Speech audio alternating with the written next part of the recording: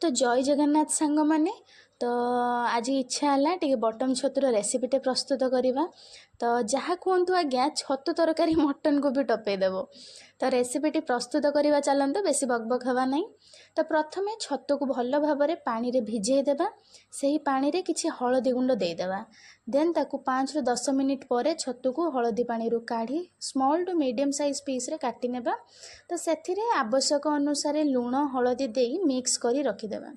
तो कड़ाई रे एपटे तेल गरम करी छतु को तेल रे दे भाजी नेबा।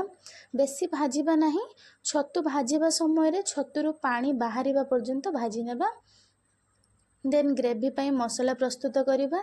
सेथिरे 2टी छोट टमाटो, गोटे पियाज काटी नेबा, 4 ରୁ 5 कुआ रसुण, टिके अदा, गोटे सुखिला लंका आ किछि गोटा गरम मसला नहीं ग्राइंडिंग जार रे दे ग्राइंडिंग करि नेबा।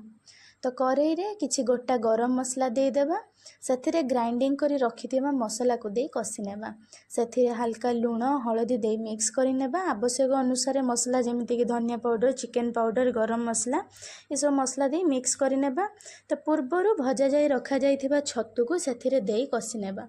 हल्का कसी हेबा परे आवश्यक अनुसार पानी दे फुटिबा पई छाडी नेबा।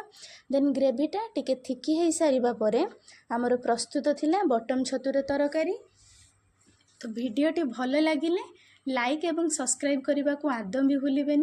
आपण मानकर गोटे लाइक पाइले ही मु एप्रिशिएट हुए नुआ नुआ वीडियो करने। तो please keep doing like and subscribe.